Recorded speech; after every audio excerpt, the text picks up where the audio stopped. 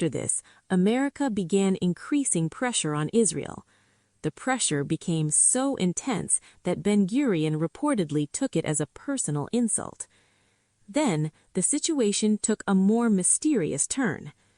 According to some theories, agents of Mossad allegedly infiltrated the CIA, and from there, a plot to assassinate John F. Kennedy was formed. November 22, 1963, a date that remains etched in history. While traveling in an open motorcade, President Kennedy was shot and killed.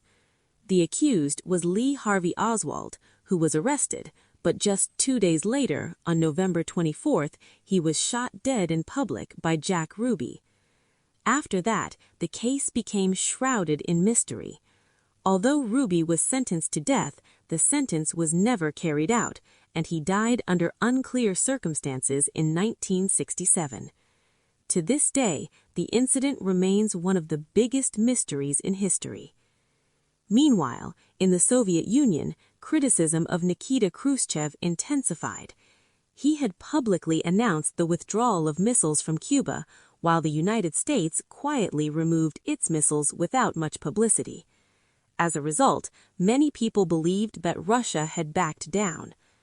Under this political pressure, Khrushchev lost power in 1964 and Leonid Brezhnev came to power. But during this same period, another major event unfolded. While the entire world was focused on the Cuban Missile Crisis, China took advantage of the situation. At that time, Mao Zedong was facing internal instability. A conflict abroad offered a way to strengthen his position. Taking advantage of the moment, China launched an attack in the Ladakh region and captured a significant portion of territory, what we now know as Axi-Chin. Even today, this region remains a major point of dispute between India and China. History does not stop here. In global politics, one pattern appears again and again. When major powers are distracted elsewhere, someone else seizes the opportunity to strike. Then the discussion takes a turn in a different direction. At that time, there was a growing belief that no one would come forward to support Pakistan. Many people started thinking this might be the perfect opportunity to reclaim POK. Now, let's return to the topic of the Cuban Missile Crisis. During that period, the United States stood with Pakistan against India. So India also began to think, why not apply some strategic pressure on America? That's why the then Prime Minister Indira Gandhi traveled to Havana in the capital of Cuba and met with Fidel Castro. At that time, leadership of the non-aligned movement was in Cuba's hands, which was later passed on to India. The core idea of this movement was simple. We are not on America's side, we are not on Russia's side, we are completely neutral. This group came to be known as the non-aligned or the Third World. First World, America and its allies. Second World, Soviet Union and its allies. Third World, countries that did not take sides, mostly developing countries. Later, these countries came to be known collectively as the Global South. However, in reality, things were more complex. Even though Cuba was a leader of the non-aligned movement, it was largely aligned with the Soviet Union behind the scenes. Similarly, India, despite being officially neutral, often leaned towards Russia in many strategic matters. The foundation of this movement was laid by leaders like Jawaharlal Nehru, Josip Tito, Gamal Nasser, and Sukarno. When India visited Cuba, Indira Gandhi received a grand welcome. At one point, Fidel Castro even embraced her. This moment was widely portrayed as a symbol of global South unity. Over time, these developing countries began to grow stronger. They became part of the G20, and an even more influential bloc emerged, BRICS. Many believe that BRICS could one day challenge the dominance of the US dollar in the global economy.